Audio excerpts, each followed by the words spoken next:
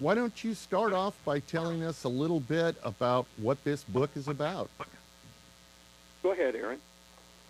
Well, the book, in a nutshell, is a different perspective of the UFO phenomenon, the questions behind what they are and what their intention is. And I teamed up with Dr. McDaniel on this book after the 2008 sighting in Glen Rose, Stephenville, and it really piqued my interest at that particular time, although I've had a general interest in it for some time.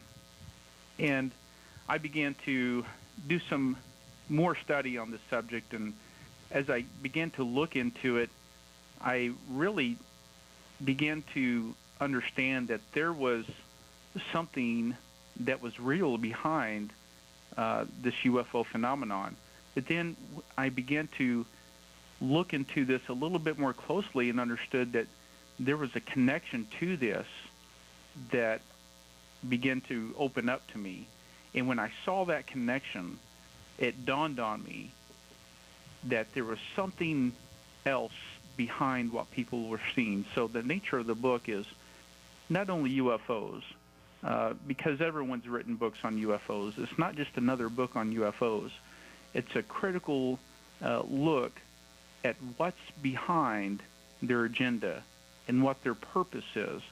And so the nature of the book is to simply look at the UFO phenomenon, at the historical aspects, but then get into something just a little bit deeper, and that is those winged serpents that we see throughout archaeology and history, and those giants, those Nephilim of Genesis 6, the mystery of the Sphinx, those stargates and some forbidden history, and connecting that to one common thread that really introduces something that ties this whole thing together.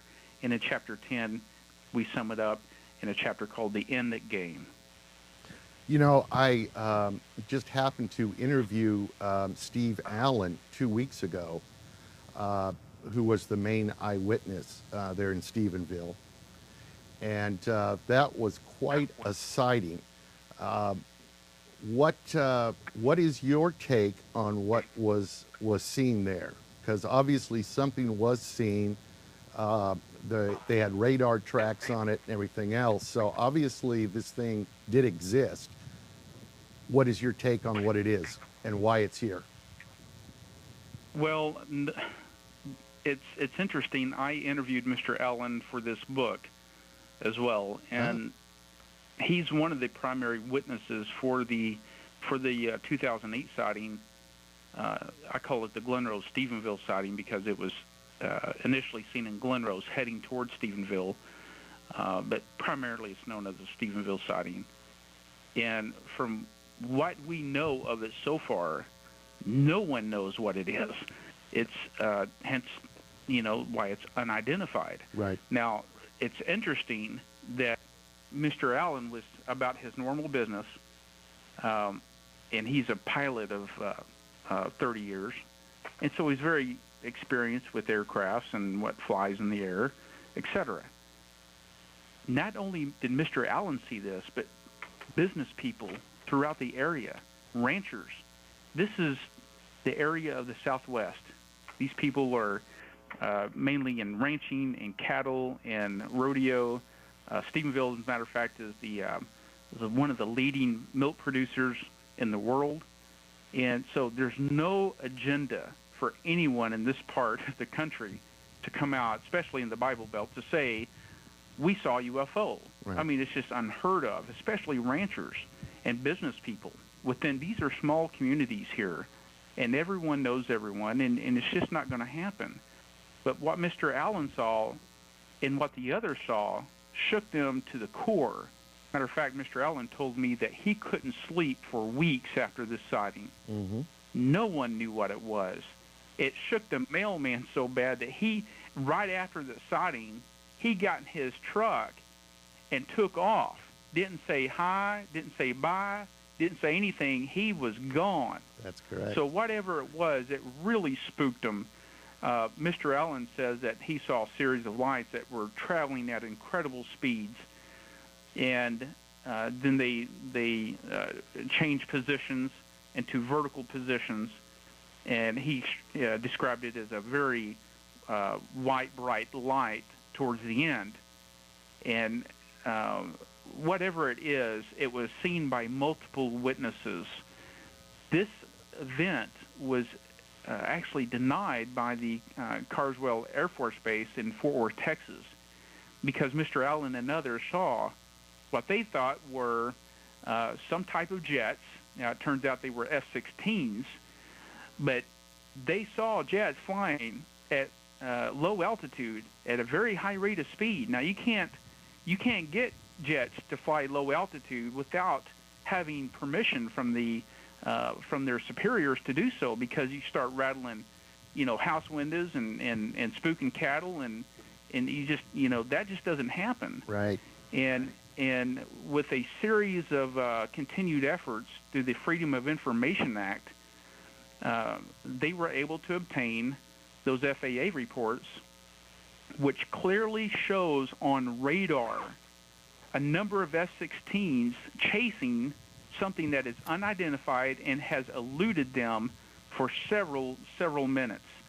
So, matter of fact, the FAA said that they estimated the speed at roughly 1,600 miles per hour, and on radar, which I've seen the video footage of the radar, you can clearly see it's eluding those F-16s in ways that should not be occurring.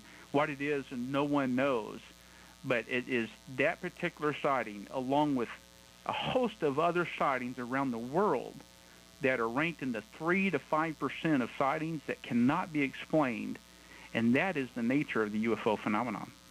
I couldn't agree with you more. One thing that I found very interesting about Steve's account of what he saw was just prior to the object disappearing, it actually went up in flames. He saw like explosions of flames in the back. Yes, it's, that really intrigued me as well. And in the research that I've done for this book, we've learned that whatever these things are, now I believe that they're hyperdimensional, and these hyperdimensional UFOs are actually coming in. They're beyond our time and space dimension. So as they're entering into this time domain and into our dimensions as we know it, those 4 dimensions, length, height, width, and time, they are manipulating frequencies when they do that, and hence they are changing light, forms, shapes, and colors. And I think that's why we're seeing what we're seeing. We're not able to really make sense of it, but they're changing those frequencies somehow in those series of shapes and lights. And I think that's why Mr. Allen saw what he did. It's that interaction that's with those frequencies that I believe that they're creating, and we're seeing the residue of that, of their manipulation of our atmosphere.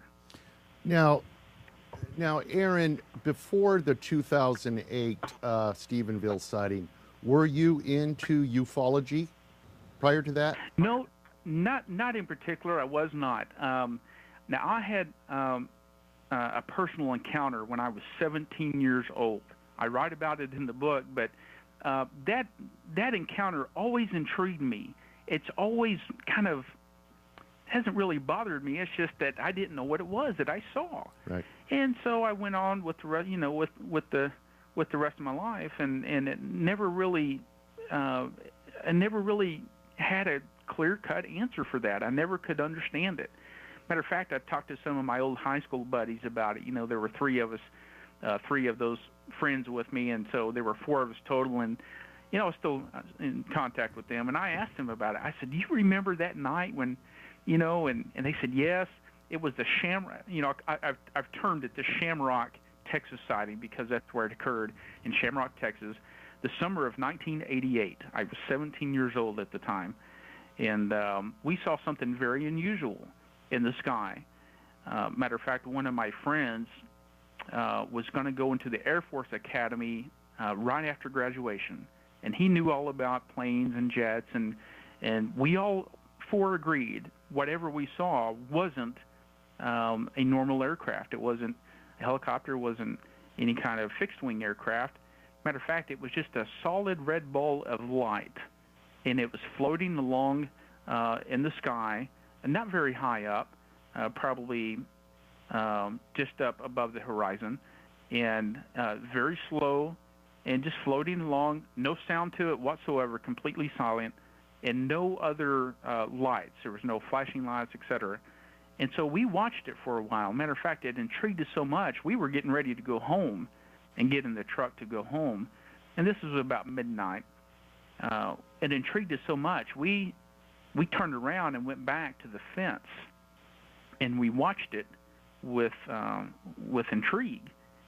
And then, however long it was, minutes later, we watched it for probably a good 10 minutes. And the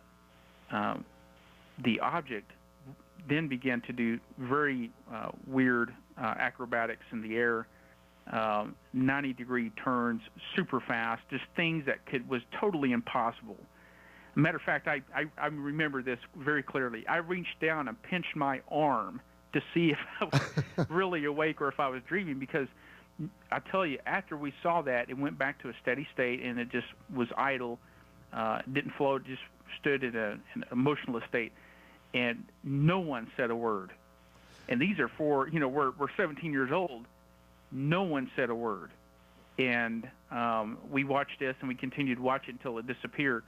But I never was interested in it up until, I guess, about 2008. It really caught my interest again, because I was actually headed to work that afternoon right before the Stephenville sighting occurred in January 8th, 2008. I was headed to work that particular afternoon, and that sighting, matter of fact, I was going down this highway.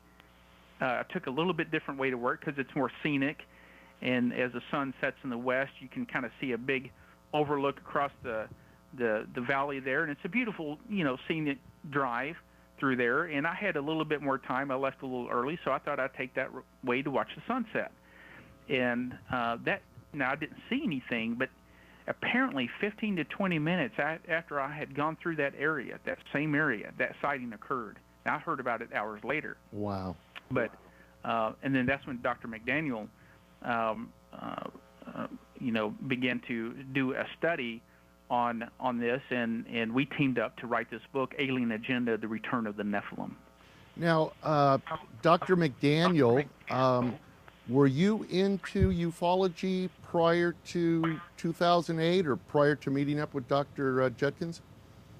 Yeah, actually, I have a little bit of a different story. I did. I did get involved in the literature and did do quite a bit of research and compiled a lot of notes, and it was really interesting to me. I don't have an experience that led me into that, but it was more of being faced with all the evidence that was out there and trying to weed through that. Of course, anybody that's studied this phenomenon knows that the hoaxes are everywhere, and that's too bad, because that really makes the legitimate sightings difficult. Absolutely. But I did have an interest in that and did a lot of work on that. And I can remember, following, they used to, you don't hear much talk about it anymore, but in the old days, they used to talk about the UFO flaps that happened about every 4 years. And, you'd get, an extended series of months in which there would be an increase in the number of sightings of UFOs and encounters and those kinds of things. And I do remember seeing, at some point, but it was years after I'd been involved in this, some acrobatics by a light in the sky, but it was so far away there was absolutely no way I could really verify what it was, and what it was doing was something contrary to anything I'd ever seen anything in the air do, but I really wasn't close enough to be able to say, boy, this was, was impactful. That really wasn't the case for me. But I did interview some other people that did have some, more than just a sighting with a UFO. We've actually, and we talk about this a bit in our book as well, talked to some of the folks who claim to have been abducted and taken aboard a UFO. Now, when you talk about that, you're really talking about something now where it's real easy now to fake it. Yes. And the one area that in fact, the one interview that I actually conducted that I put in the book is by a fellow named Charlie Hickson over in Pascagoula, Mississippi.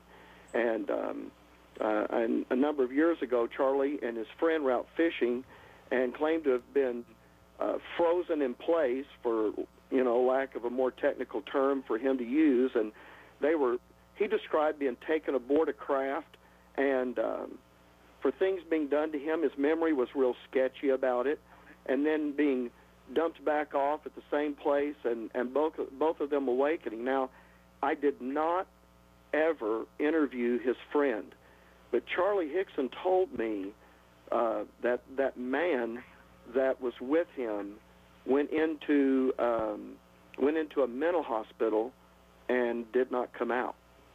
And that was intriguing to me, because I always wondered what was the difference.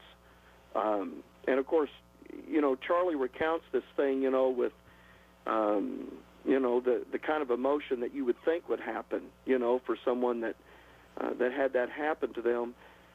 But for this other fella, I have to tell you, if you were faking it, that'd be a pretty high price to pay to spend your days in a mental hospital. Yeah, and they didn't necessarily try to promote the heck out of this thing, right? Oh, no, they didn't. No, I actually had to kind of dig that up. Yeah.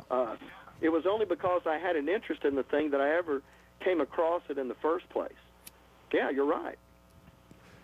Because it seems to me once money gets involved, then I start looking at it at a different angle. If people are doing that. Well, tell us, how did you two gentlemen end up getting together to work on this book?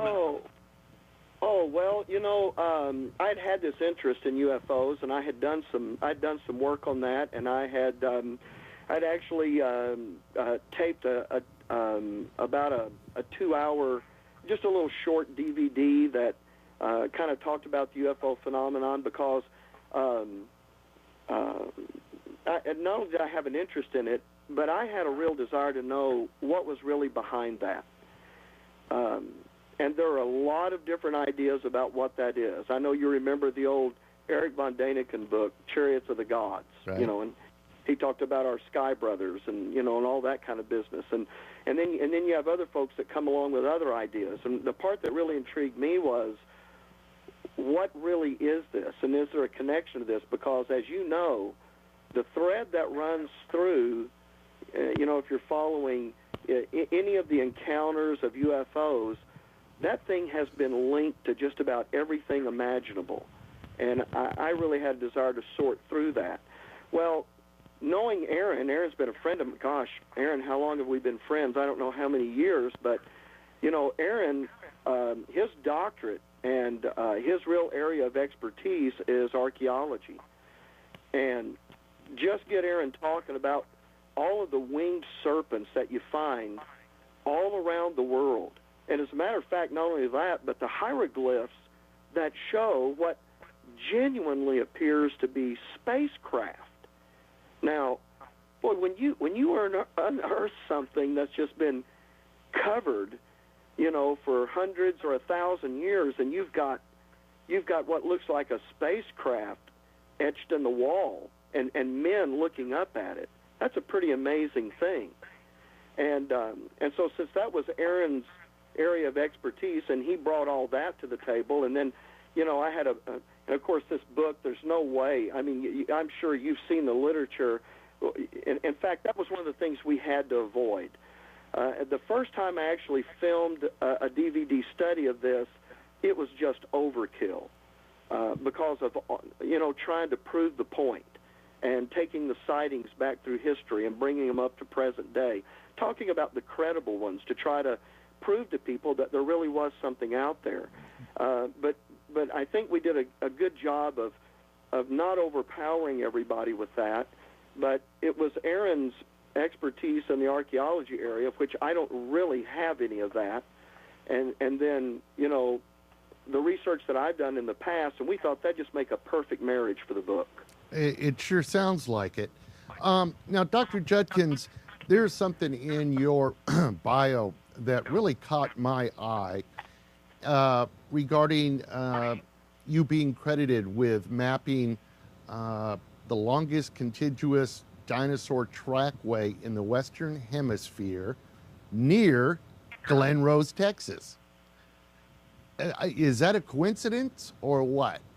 I mean, do you see any connection between this dinosaur thing and the fact of this huge sighting? Well, I don't know that it has any connection in particular to the dinosaurs. I do think that it's connected to the Glen Rose, Stephenville area for another reason, and that is that Glen Rose in the county of Glen Rose is Somerville County, and they actually have a nuclear plant in the county. Oh. Now, a lot of these sightings have been and occurred around nuclear plants. Yes. Now, this wasn't seen directly over the nuclear plant. It was seen near the nuclear plant as it was heading towards Stephenville, according to Mr. Allen and others' testimony. But I think that may have something to do with it more than the dinosaurs. Now, did the dinosaurs have any role in that at all? I don't think so. Matter of fact, we've had people come down and say that the dinosaurs and the aliens were together at the time. Now, I don't personally believe that, but what I do think is that there are those fallen angels that have interacted with mankind throughout history, and we see evidence of that in the archaeological record. Now, what they were doing and why they were doing it is is a whole different thing. But they're not here to embrace mankind as the thought in today's society really purports. I believe they're here for a different reason, and it's not one to help mankind. So I believe that they're. Oh, go ahead. I'm sorry.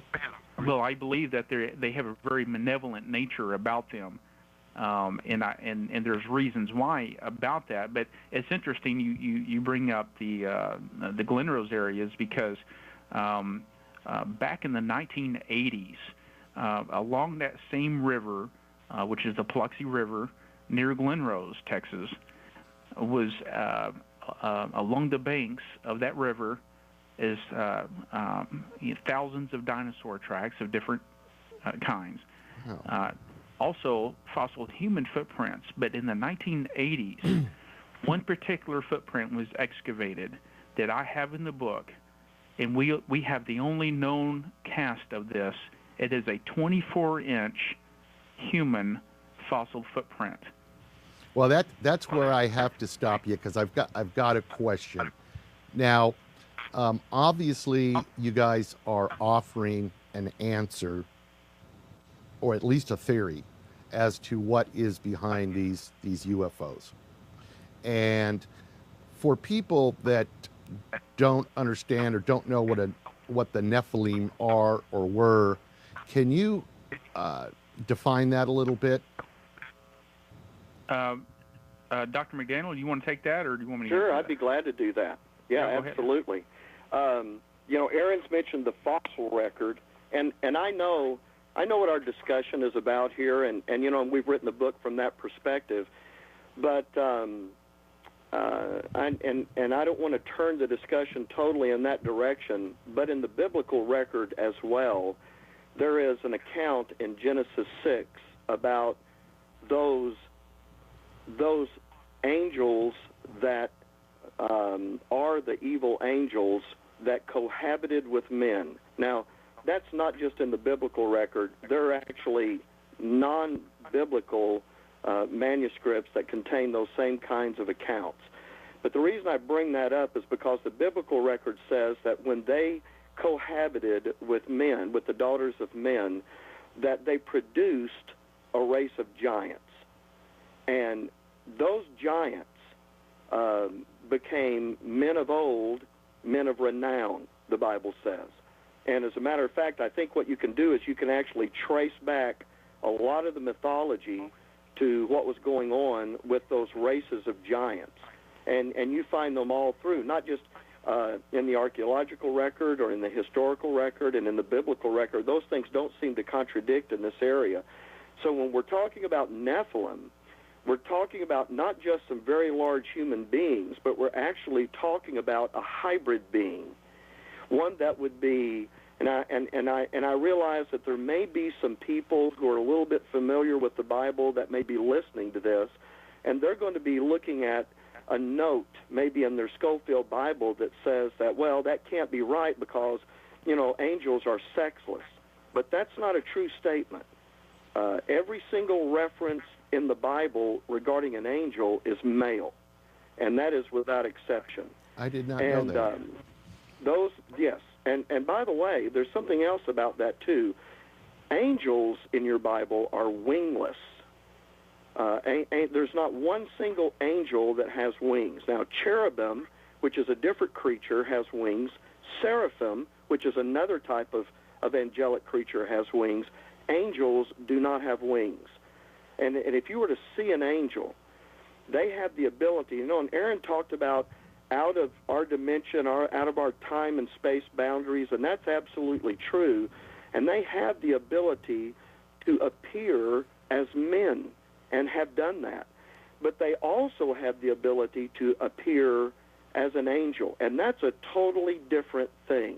In fact, that's a terrifying thing. And what you're I'm sorry? No, so are you saying that these angels came down to Earth, mated with the human women that were already here, and created these giant offspring that are then called Nephilim? That is correct. Now, that is correct.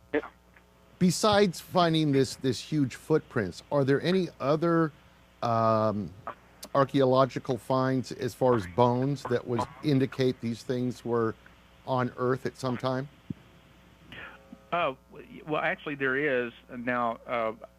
Matter of fact, just by the time you get into the Roman period, Caesar Gaius was a man who he was known as Maximinus Thrax, and he stood 8 foot 6 inches tall. Now, that's a big man, and men get that big today. Shaquille O'Neal has a foot size, I think, of a 15 or so. So that's not what we're talking about, though. We're talking about not just big, large men that suffers from, overstimulation of their anterior pituitary gland. That's not what we're talking about. We're not talking about modern-day giantism. We're talking about a breed of hybrid fallen angels and humans. And as a matter of fact, one of my other colleagues, Joe Taylor from the Mount Blanco Fossil Museum, has a 47-inch human femur that came out of the road construction from the 1950s. There was a report in southeast Turkey that as they were digging and excavating for a highway through there in the 1950s, the road crew came across a huge human femur. Now, according to that report, it was 47 inches long, and that fits right along the biblical record of Deuteronomy 3:11 that talks about King Og of Bashan. So Joe Taylor, the Mount Blanco Fossil Museum, sculpted this 47-inch human femur to scale, and so the tip of this, to put it to scale, the tip of the person's hand would be just above your head if you were about 6 foot. So these are incredible reports coming out of history. From Rome in 1613, we have a report of a 30-foot giant. Angola, who was about 21 foot. In 1577, there was one report from Dr. Plater at Lucerne of a giant remains of about 19 foot. And then you get the giants of Patagonia, who were between 11 and 15 foot. Now, even more recent than that, in Lovelock Cave in Nevada, and you get Arizona and New Mexico, all throughout that region, you have reports of red-haired giants. And even the American Indians talk about this, especially at Lovelock Cave. Yes. Matter of fact, they have found several giant skulls at Lovelock Cave, that as well as some pestles. A pestle is a big, normally it's a big rock that they use to grind stone. To grind grain against another, another stone surface. They would grind it for meal. And they found one pestle that was at least 25 pounds. And they found another one even larger than that. And it would take 2 grown men to lift that thing up to use it. That wasn't normal. So there was something going on over at Lovelock and throughout that region, even just, within our recent times, that something was happening over there that it really scared those American native Indians. So we do have reports throughout history. Now, unfortunately, a lot of those remains, with the exception of Lovelock, I should add, those remains are verified, and they're in the museum. Now I don't think they're a public display, but they're known and they're there. But without exception, most of these have been lost throughout history, or they've been taken by the Smithsonian, which is a very unusual thing because they tend to get locked up and never seen the light of day again. Well, let me ask you a question, and this might be just totally off the wall, but if indeed we had this race of 30-foot giants, what we would refer to as giants, could they have been involved in any way in building the pyramids? Being able to pick up such big stones or doing any of that work? Well, no one knows for sure. That to say something would be speculation and conjecture. But we all have a theory, and until those theories come with some hard evidence, no one can say for sure. Is it possible? Yes, it's possible. Those forbidden, those fallen angels that at the time of Enoch that were teaching that forbidden knowledge to men, and matter of fact, the book of Enoch specifically names those fallen angels and what they were teaching.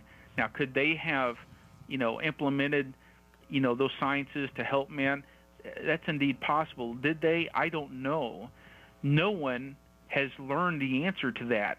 That's the million-dollar question. How did those pyramids get built? Matter of fact, I was over there to investigate that in 2008 myself. Got to climb into the Great Pyramid and up into the King's Chamber. Wow. And let me tell you, when you're there visiting and you see that pyramid for the first time, I've seen it in pictures, but let me tell you, when you stand next to it and you look up, real perspective, they are huge. It's incredible. And everyone walks away scratching their heads. No one really knows. But I just have a hard time believing that man did that by themselves. Is it possible that they did it by themselves? Yes. Is it possible that they had intervention? I think certainly the possibility is yes. I totally agree. Especially when you look at, how those buildings are configured, and the fact that the face of true north, as opposed to even our ability today to orient a building with the precision of those pyramids, it's really a remarkable feat. And if I can just interject, Aaron and I have had discussions about this over and over. We both tend to look at those pyramids as being pre-flood, which would be right during the time of the Nephilim. But if I can interject this, the byline of our book really talks about what we're talking about when we're talking about this race of hybrid giants, and that is that there's a real possibility, and if what we think is, if our understanding of the things that we see are correct, those Nephilim are going to be back. Now that's going to change it from just being an archaeological discovery to being a present reality on the earth. Right. Now, let me ask you this. With some of the other craft that have been seen and described, they seem like they would carry some type of being that is smaller than us, maybe 3 foot or 4 foot. Now, are you saying that these crafts would also be carrying these larger giants? No. No. No. Oh, okay. Well, then I must be a little confused here. So, when they come back, what would they look like? Well, when they come back, they will be giants. Now, when those are back, but again, if our understanding is correct, that is going to happen at a specific point in time, because that's not going to be happenstance. That is going to be part of a deception that has been perpetrated from the very beginning, continues through this day, and what's happening, and to a large degree, because so much of this is seen and yet not able to be identified. It almost defies imagination to think of all the things that you're able to see, which we know don't happen, within the things that we consider to be normal, and yet you just can't get a handle on that any better. I mean, of course, the term UFO. Well, here's the point. We believe that this is all nothing more than warming everyone up to the day in which this deception is going to come to its zenith.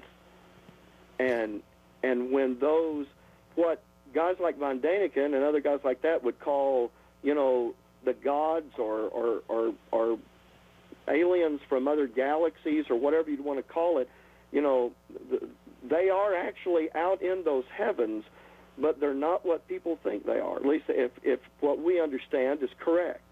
And that's that they're not just another, group of humanoids that happen to be just a little bit different from us, that, evolution happened to line up just exactly right and bring about, but that these are beings that actually predate the earth, and we're in place, and there is an agenda behind them, and they're perpetrating that agenda, and I believe, and Aaron shares this belief as well, and I know it sounds far-fetched, but they're actually rolling out the carpet so that everyone kind of perceives them in a certain way, because at the end of the day, they will be back, and they will gain control of this earth, and the Nephilim are going to be. We believe that it's from the things that we understand about that. There's a very big possibility that the Nephilim will return as part of that agenda. Well, what are your thoughts as far as government knowledge? Do you think the U.S. government has any of this knowledge? I'm going to tell you what I think, and then Aaron, you can jump in. If you know of something else, I'm going to tell you what I believe the government knows about this. The only thing I think they know are the reports that they hear from their own people. Astronauts have given testimony about things that they have seen and encountered, any kind of hard physical evidence that they may have seen. If you've ever, you know, if you ever go out to Roswell and talk to anybody out there, you know, that, of course, you know, what do they really have? You know, they're never going to admit that. I think they see those kinds of things, but do they see what, you know, what is maybe moving behind all of this? No, I don't think so at all. I think they're going to default to the standard position of, at the very worst case, to say, no, you know what, this is just an intelligence from somewhere else that, you know, happened to be here, and you know, the reluctance to talk about that is, you know, for their own reasons, but I don't think it goes any further than that. Aaron, do you disagree with that? No, I don't. I believe that the government knows about this. They don't know what it is exactly, but for sure they know about it. There's been too many reports from people high up in NASA, the astronauts, from different missions, all the way back to Apollo, that they were seeing something. And these are men of professionalism and integrity, right? And I don't think they would come out and put their careers or their reputations on the line saying they would see something if they didn't. So what does the government know? No one knows. But I do think they have some knowledge. We just don't know how far the rabbit hole goes. Well, you know, one thing that I've come to learn, I guess you could say, from doing this show, is that there are two main factions within the UFO community. You have your scientific viewpoint, and then you have a biblical viewpoint. I think those are the two largest groups within the community. But what I've found is that it's very hard to talk about the UFO topic strictly scientific or strictly biblical. There does seem to be some type of mix in there. But what are you trying to get across in this book? Are you just trying to get people awoken to what you believe is going to happen? Is that the basis for this book, or just for knowledge? Well, it's really a combination. The first intention is to wake people up to this real occurring phenomenon. Now, does everyone believe it? No. I wasn't sure that I believed it, even though I had seen something. I didn't know what it was, but most people that are not familiar with something tend to shy away from it. And what we want to do with this book is bring this information to light to let people know that what is occurring is real. Those 3 to 5% of cases that are not explained as natural phenomenon or misidentification or the planet Venus or whatever is a real occurring phenomenon. And people are really experiencing something. I experienced that UFO in 1988. But what's going on behind the scenes is something totally different. And a lot of the experiences that people are having now, some are not so good experiences, but some are reporting to have good experiences, like Whitley Strieber would be one of those in his book Communion that he wrote way back when. And he talks about this. He's very open and inviting to these invitations. But there's an agenda behind that, and so the book is to unveil that agenda of why they are here and what their intention is. And once you understand that they are malevolent in nature, their end game is deception, and they are not here to help humanity, it brings a whole nother light on the UFO phenomenon, because there's a connection that's associated with this that will lead people into a misunderstanding if they embrace something as an ET from another planet, say the planet Nibiru or the planet X or what have you, that we are here to help you.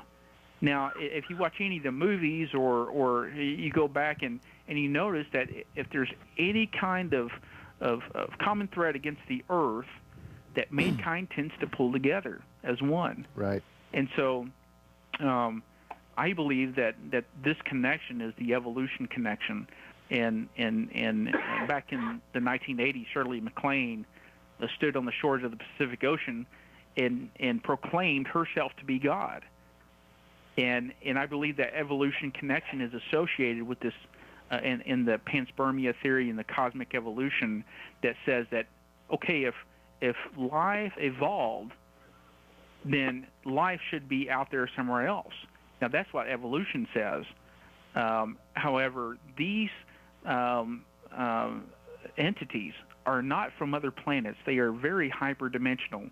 They are never seen entering or exiting our atmosphere. They are already here, and they have been here. And they are those fallen angels that have been here on this earth as long as mankind has been here. That's why we've seen them throughout history. And their purpose is to deceive mankind. And there's a coming delusion that's coming down the pike that is even going to get worse. And I believe they're using this UFO and evolution connection for the next stage of the evolution, which says that you're at your pinnacle now. Well, we're here to show you how to become your own gods. That's where this is heading, and it's Shirley MacLaine's "I Am" all over again.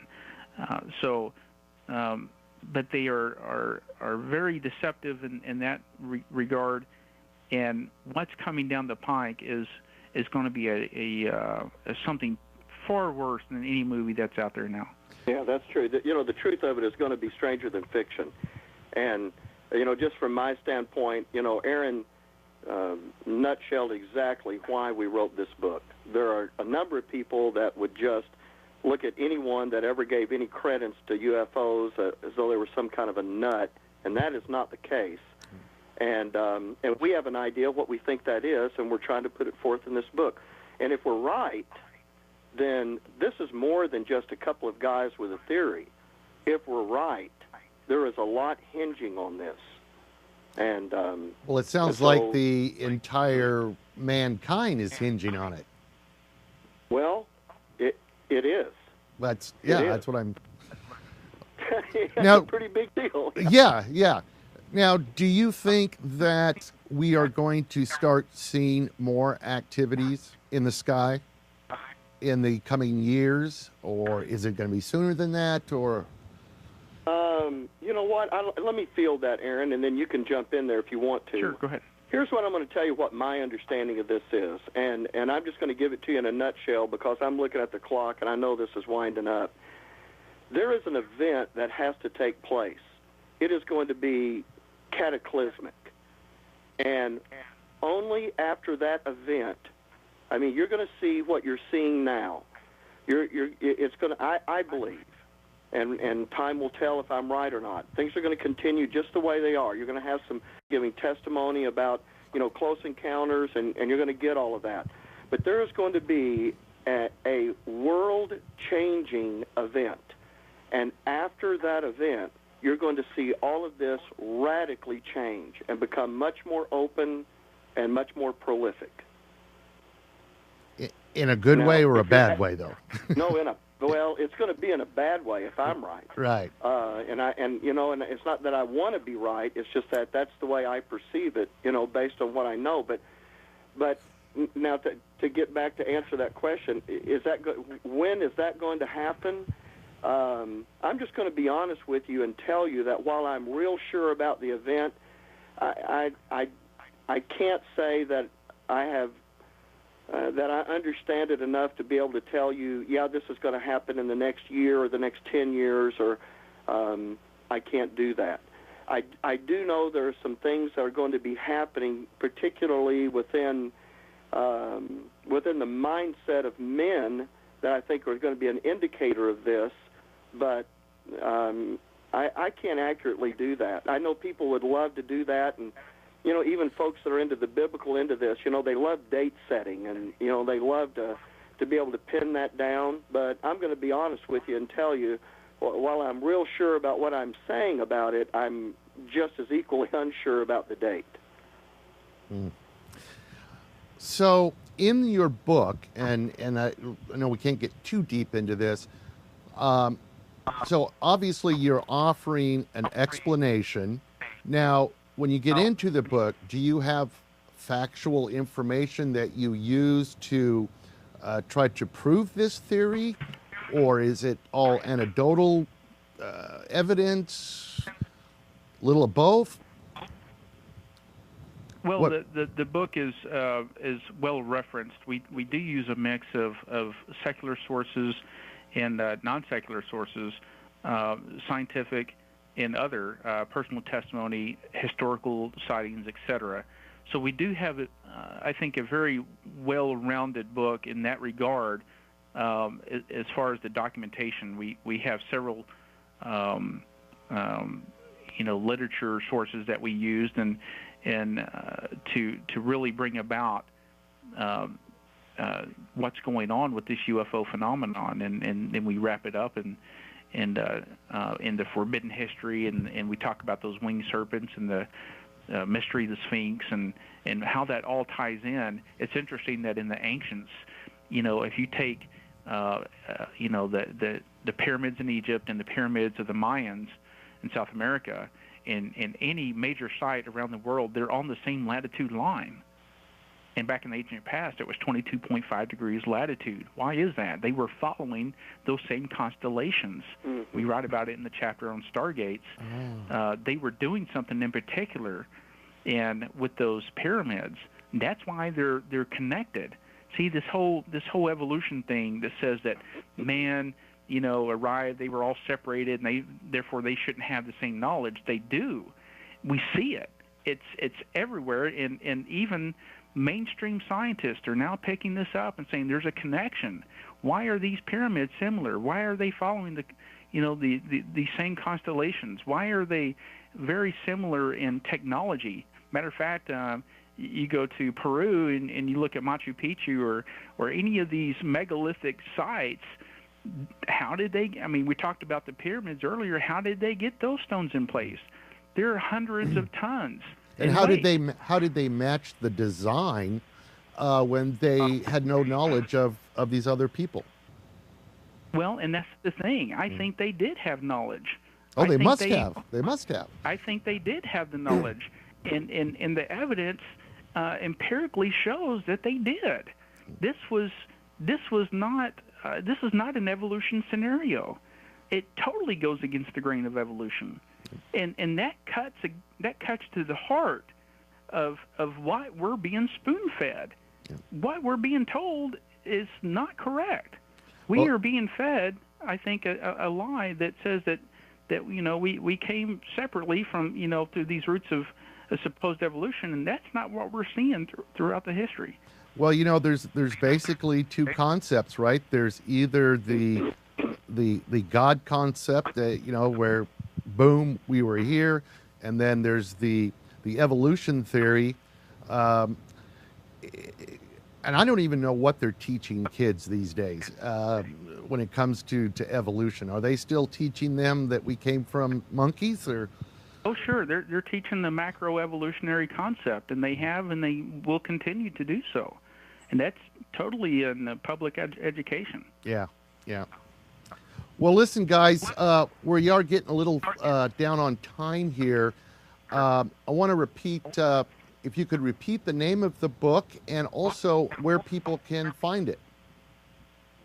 Go ahead, Mike. Well, the name of the book is Alien Agenda, The Return of the Nephilim. And because it's just out, there's a couple of places they can go. We've got our websites right now, and then folks will be able to order this online before too long. They'll be able to go on Barnes & Noble and Amazon, and they'll be able to pick this book up. But you can go to a couple of places. Aaron, give them your website. In fact, the book has a website even. The book has a website. It's alien-agenda.com, alien-agenda.com. And or you can go to graceage.org, and then you can also go to my website. It's aaronjudkins.com. What was the second one? graceage.org. Great. Primarily, the book's available now on alien-agenda.com, and but those other websites will eventually lead you to, and we'll have it mainstream on Barnes and Noble and Amazon. Matter of fact, the book's going to debut this May 19th, 2012, in Glen Rose, Texas, at the UFO Symposium. A bunch of UFO international speakers are coming in to this event. The ladies. And yes, and at the UFO Symposium, and the book will debut there, and so we're hoping to get a really good response from that. Great. Yeah, I interviewed Paula, who kind of spearheaded that whole thing. If it's the same one I'm thinking of. It is the same one, and people have to register if you want to go. So you got to pay a fee. You can't just walk in. Yeah, that's right. But I think if you go to www.starworksusa.com, starworksusa.com, you can pre-register for the event there. It'll be May 18th, which is the evening of, but the actual event, the speakers will be May 19th, which is a Saturday, and I believe they go into the 20th. And I think they're going to go out to one of the private ranches and do some stargazing one night. So should be interesting, should be fun. There's going to be a wide range of views there. People from international speakers and the witnesses from the Stephenville Glen Rose sighting will be there. Mr. Allen will be there, and it'll be a great time to get to talk and hear these people firsthand. Now, will you guys be there at all on any of the panels or anything? We're not going to be on the speaking panel because it's primarily the women speakers. Right. But we will be there at the symposium, debuting the book, and we'll be there signing autographs, etc., and talking to people about the book and about other people's work. We're interested in what other people have to say as well. So it's going to be a great time to get to meet people there, and we hope to see you there. Yeah, I would love to talk to you guys again after the book is out and people have had a chance to read it. And hear what the feedback is. Now, let me ask you, with your book, is it an easy read for people that are not very biblical, in a sense? Is it a biblical style book, or is it, do you need biblical knowledge to understand a lot of this stuff? No, I don't think so, Rick. I think that the book is written so that anyone can pick it up, and even if they don't have a background in UFOs, even if they just have a casual interest in it, I think it's done in a milk-to-meat fashion. It starts you off with the evidence, first of all, and begins to walk you through that. And then as we introduce our idea of what we believe is going on and why we believe that, then that's kind of presented there. And we've tried to keep it simple. And we've tried to keep it short. That's why the book is only about 210 pages or so, and it's like kind of like cramming one of the Nephilim in a matchbox. But I think, to honestly answer your question, I think it's a pretty easy read. Good. Well, listen, I wish you guys the best of luck with this book. I'm looking forward to reading it myself. Good luck down in Glen Rose later on this month. And thanks for taking the time to talking with us tonight. Well, thanks, Rick, for having us on. Okay. You guys have a great evening, and we'll stay in touch. All right. All right. Thank you. Uh-huh. Good night. Well, that was extremely interesting. Like I said, I seem to see two factions with this UFO community, one being the scientific, one being the biblical, as far as the viewpoints towards UFOs. Before starting this show, I was strictly scientific as far as my viewpoint. And after listening to a few of the guests that have brought in a more biblical view, there are things there that you can't ignore, I must say. It just adds another piece to the puzzle. So anyway, thanks everyone for watching tonight.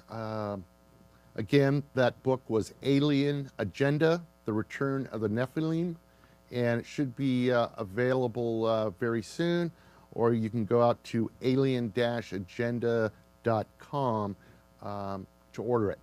All right. Thank you guys and gals. We'll see you next time. Bye-bye.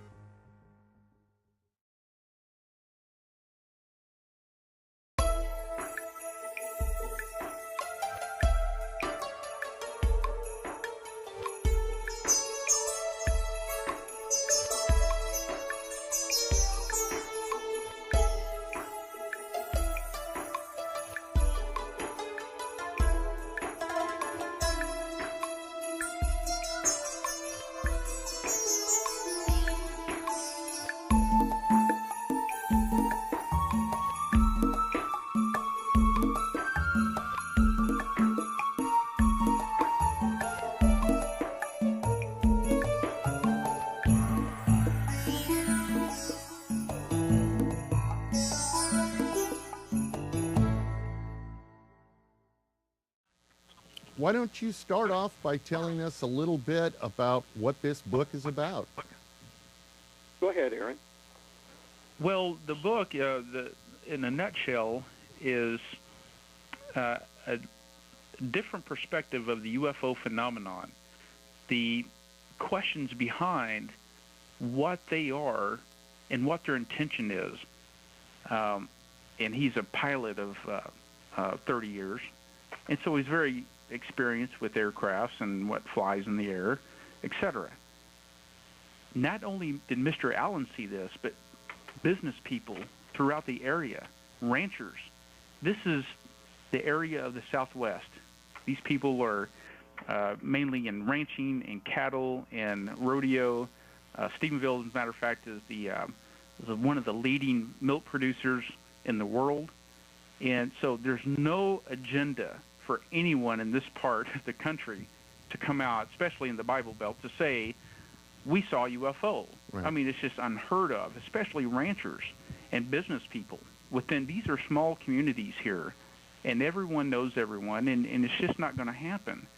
But what Mr. Allen saw and what the others saw shook them to the core. Matter of fact, Mr. Allen told me that he couldn't sleep for weeks after this sighting. Mm-hmm. No one knew what it was. It shook the mailman so bad that right after the sighting, he got in his truck and took off. Didn't say hi, didn't say bye, didn't say anything. He was gone. That's correct. So whatever it was, it really spooked him. Mr. Allen says that he saw a series of lights that were traveling at incredible speeds, and then they changed positions into vertical positions, and he described it as the mystery of the Sphinx, those stargates and some forbidden history, and connecting that to one common thread that really introduces something that ties this whole thing together. And in Chapter 10, we sum it up in a chapter called The End Game. You know, I just happened to interview Steve Allen 2 weeks ago, who was the main eyewitness there in Stephenville. And that was quite a sighting. What is your take on what was seen there? Because obviously something was seen. They had radar tracks on it and everything else. So obviously this thing did exist. What is your take on what it is and why it's here? Well, it's interesting. I interviewed Mr. Allen for this book as well, and he's one of the primary witnesses for the 2008 sighting. I call it the Glen Rose Stephenville sighting because it was initially seen in Glen Rose heading towards Stephenville, but primarily it's known as the Stephenville sighting. And from what we know of it so far, no one knows what it is. It's hence, why it's unidentified. Right. Now, it's interesting that Mr. Allen was about his normal business, and I teamed up with Dr. McDaniel on this book after the 2008 sighting in Glen Rose, Stephenville, and it really piqued my interest at that particular time, although I've had a general interest in it for some time. And I began to do some more study on the subject, and as I began to look into it, I really began to understand that there was something that was real behind this UFO phenomenon. But then I began to look into this a little bit more closely and understood that there was a connection to this that began to open up to me.